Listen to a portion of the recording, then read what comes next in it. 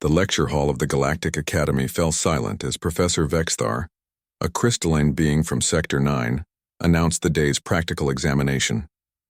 Ada sat in the front row, her human frame appearing deceptively fragile among the assembled students from across the galaxy.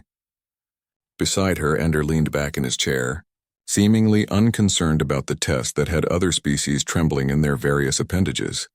Today's assessment will measure your species' baseline capabilities. Vexthar's voice resonated through their universal translators: physical endurance, cognitive processing under stress, and adaptive survival instincts. The Zentari students, beings of pure energy barely contained in environmental suits, flickered nervously. The krill, insectoid creatures from a paradise world, chittered among themselves. Even the proud Valorians, who stood 7 feet tall with muscles like corded steel, appeared apprehensive. Only the 2 humans seemed relaxed. The first test began in the environmental chamber. Each student would experience their planet's most extreme weather conditions for 60 seconds. The Zentari went first, enduring a mild electromagnetic storm that made their containment suits glow. 30 seconds in, they requested extraction. The krill managed 45 seconds in what they considered unbearable heat, a balmy 75 degrees Fahrenheit. When Ada's turn came, the chamber transformed into a simulation of Earth's conditions. The temperature plummeted to -40 degrees, then skyrocketed to 120. Hurricane-force winds battered her frame. Rain fell like bullets. The other students watched in horror, certain they were witnessing a death. Ada stood there, eyes closed, breathing steadily. At 30 seconds, she smiled. At 60 seconds, when the simulation ended, she walked out without a scratch. Adequate performance, Vexthar noted, though his crystalline structure flickered with something that might have been surprise. Ender's turn was next. The simulation showed him in a desert scenario, then Arctic tundra, then a tropical storm. He not only endured it but seemed to analyze each environment, his mind cataloging survival strategies. When he emerged, he was actually disappointed it had ended so quickly.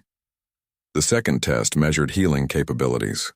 A small controlled injury would be administered, and recovery time monitored. The Zentari's energy form sealed instantly. Impressive.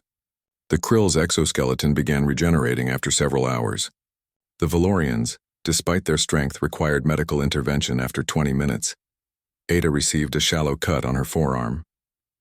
The professor and students watched as her blood immediately began to clot. Within minutes, the wound was closing. Within an hour, only a faint line remained. The medical scanner showed her white blood cells had mobilized like an army, attacking potential infections with ruthless efficiency. "Impossible," whispered a krill student. "Such rapid cellular response should be fatal."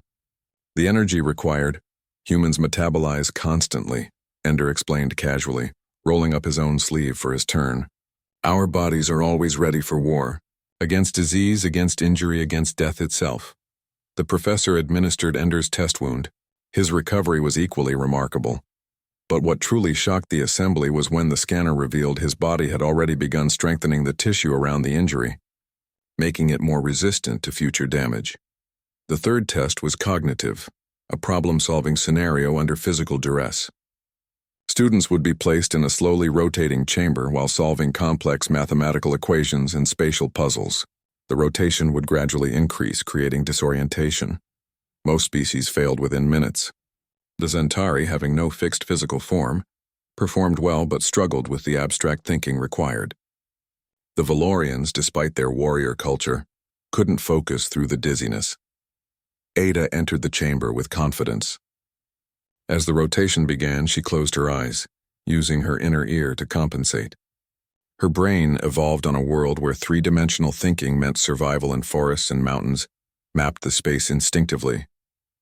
She solved every puzzle even as the chamber spun fast enough to create visible G-forces. When she emerged, walking in a straight line while other species would have needed medical attention, the classroom erupted in shocked chittering, clicking, and energy fluctuations. Ender's performance was even more unsettling to the observers. He didn't just solve the puzzles. He found patterns the professors hadn't intended, shortcuts in the logic that revealed deeper mathematical truths. His brain, forced to evolve under Earth's constant dangers, had become a pattern recognition machine that could function under any stress. How? Professor Vexthar finally asked, abandoning academic protocol. Your species appears fragile. You have no natural armor, no energy manipulation, no hive mind. How do you possess such capabilities? Ada and Ender exchanged glances. It was Ender who spoke first. Professor, you asked about our planet during intake interviews. You cataloged it as a Class 12 death world. Do you know what that means for those who survive there?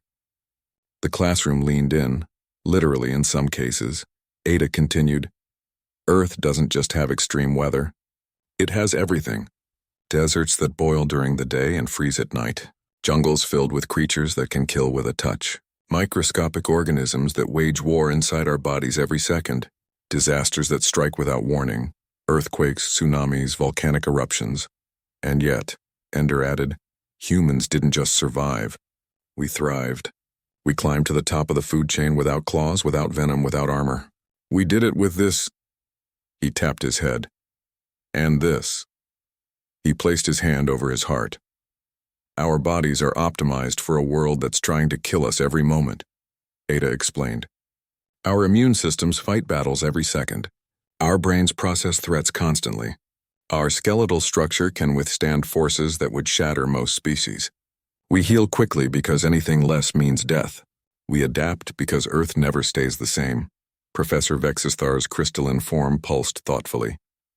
Your species evolved under siege. No, Ender corrected gently. We evolved under trial. Every challenge made us stronger. Every threat we survived taught us something new. You see fragility, we see potential. The final scores were posted that evening. Ada and Ender hadn't just passed. They'd shattered every previous record in the Academy's 1,000-year history. But more importantly, they'd changed how the galaxy viewed humans.